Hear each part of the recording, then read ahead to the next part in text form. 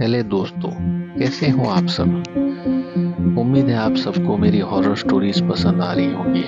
तो प्लीज़ जल्दी से मेरे चैनल को लाइक, शेयर और सब्सक्राइब कर दीजिए ताकि मैं आप लोगों के लिए और बढ़िया हॉरर स्टोरीज लेके आ सकूं। आज मैं आपको एक स्टोरी जो सुनाने जा रहा हूं वो एक सच्ची हॉरर स्टोरी है। ये बात उस समय की है जब मैं अपने गांव में जा रहा था।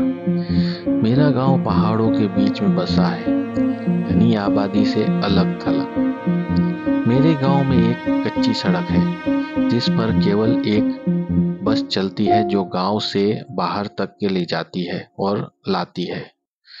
मैं अपनी नानी के घर पहुंचा हुआ था और वहीं से वापस लौट रहा था। रात का समय था।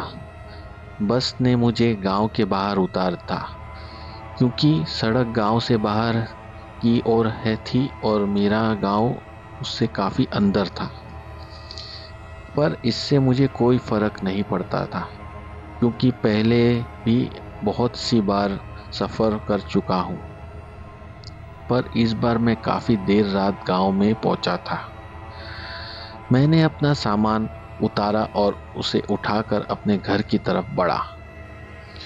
उस समय रात के लगभग 12:30 बज गए थे और जैसे कि आप जानते हो, गांव में लोग जल्दी ही सो जाया करते हैं, तो वैसा ही था। पूरा गांव सुनसान पड़ा था। ऐसा लग रहा था मानो जैसे गांव में कोई जंगल में आ गया हूँ। मुझे अब थोड़ा सा डर लग रहा था। मैं बस भगवान से प्रार्थना कर रहा था कि जल्दी ही से घर पहुंच जाऊं, और मेरा घर थोड़ा दूर था। लेकिन थोड़ी देर बाद मुझे मेरा दोस्त सोमधर मिला। उसने मुझे दूर से इशारा किया। सोमधर मेरे बचपन का दोस्त है। हम लोग बचपन में साथ खेला करते थे, साथ स्कूल जाया करते थे और अब बड़े हो चुके थे। मैं ये सोच रहा था कि इतनी रात में ये यहाँ क्या कर रहा है, पर खैर छोड़ो। मैं तो बड़ा खुश था कि कम से कम मुझे कोई साथी तो मिल गया। अब मेरा डर कम हो गया था क्योंकि उस सन्नाटे में चुप्पी तोड़ने के लिए कोई तो था जो मेरे साथ था। उसने मेरे पास आके मेरा बैग उठाया और मेरे आगे आगे चलने लगा। चलते हुए मैंने एक बात पर गौर किया कि ये इतना चुप चुप क्यों है। ये जब से मिला है तब से कुछ नहीं बोला, क्योंकि मेरा दोस्त सोमदर बहुत ही बातूनी है और वो इतना शांत कभी अजीब बात थे। मोमदर बहुत बातूनी है। वो जब बोलता था तो किसी का नंबर आने ही नहीं देता था। उसकी ही अपनी कहानियां चालू करता था और वो बक बक बक बक करा करता था। मेरा घर बस अब थोड़ी ही दूर पर था, पर अब वो एक दूसरा रास्ता लेके खेतों की तरफ बढ़ने लगा। मैं शॉक हो गया। मैं सोचने लगा कि ये मैंने इसको कहा, अरे भाई कहाँ जा रहा है हो, कब से देख रहा हूँ बड़े चुप हो, और ये खेतों की तरफ कहाँ जा रहे हो। लेकिन उसने मेरी बात पर कोई गौर नहीं किया। वो आगे बढ़ता ही रहा। फिर से मैंने उसको आवाज लगाई, तुम्हारा दिमाग खराब हो गया है क्या। उसने मेरा हाथ पकड़ा और जबरदस्ती मुझे खेतों की तरफ ले जाने लगा।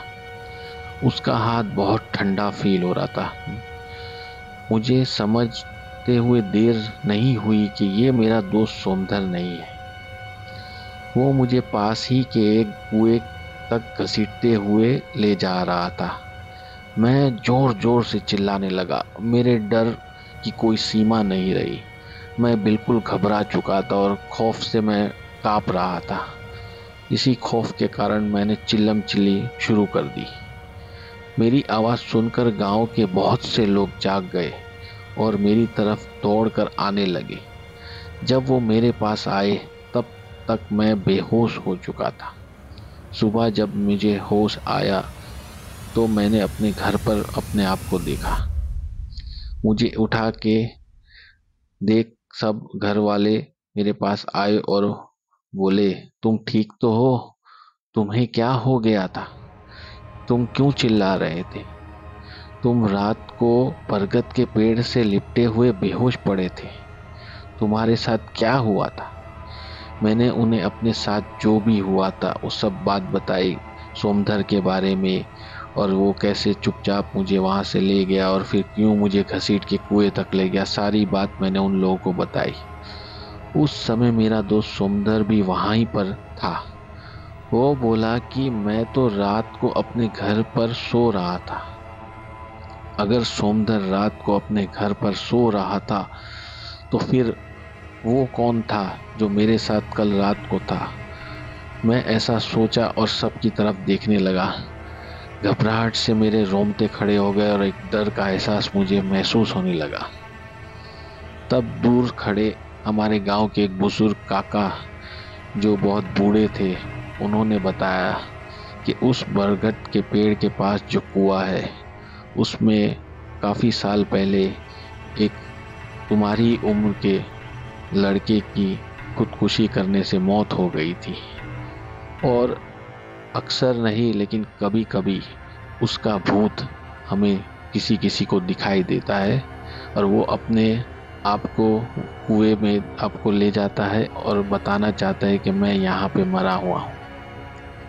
तो दोस्तों, ये थी मेरी अपनी आप बीती कहानी।